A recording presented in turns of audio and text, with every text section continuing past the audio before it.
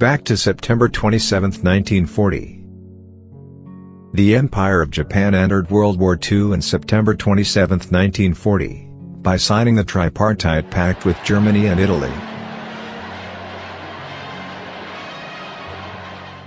By the end of 1942, Imperial Japan occupied Southeast Asia and Central Pacific Ocean. The Battle of Leyte Gulf is considered to have been the largest naval battle of World War II, and by some criteria, possibly the largest naval battle in history.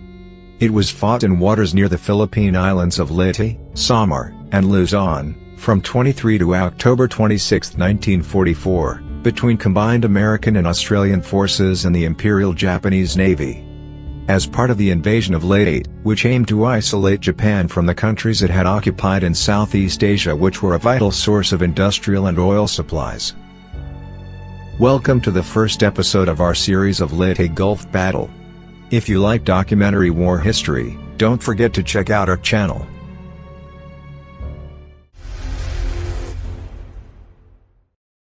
The battle consisted of 5 main separate engagements: the Battle of Palawan Passage, the Battle of the Sibuyan Sea, the Battle of Surigao Strait, the Battle off Cape Engaño and the Battle off Samar, as well as lesser actions. This was the first battle in which Japanese aircraft carried out organized kamikaze attacks, and the last naval battle between battleships in history. In June 1944, a series of American amphibious landings supported by the 5th Fleet's Fast Carrier Task Force, captured most of the Mariana Islands.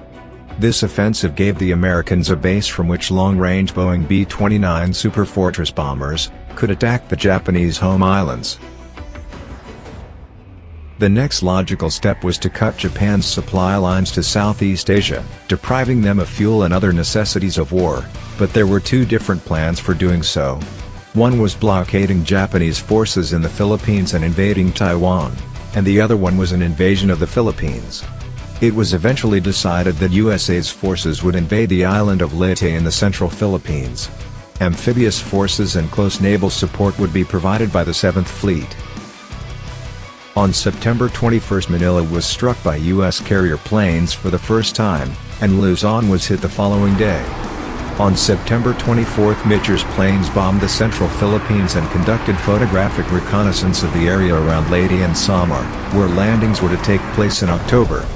It had originally been planned to attack the Philippines at a somewhat later date, but the airstrikes revealed an unexpected weakness in the Japanese defense of the islands. The invasion timetable was revised, and preparations were made for an amphibious assault on Leyte Island in the central Philippines on October 20. Leyte had a free undefended approach from the east and adequate anchorages, as well as good access to the other islands in the archipelago. Moreover, the seizure of Leyte would bypass and isolate Japanese forces on Mindanao. On October 20, the amphibious landings at Leyte began after airstrikes, and heavy naval bombardment prepared the beaches.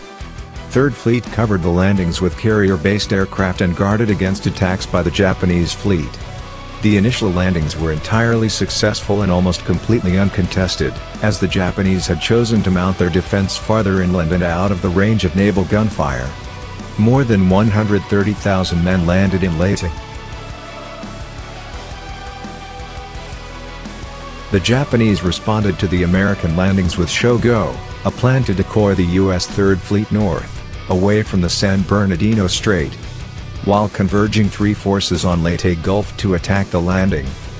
Kurita's center force in Brunei consisted of 5 battleships, 10 heavy cruisers, 2 light cruisers and 15 destroyers.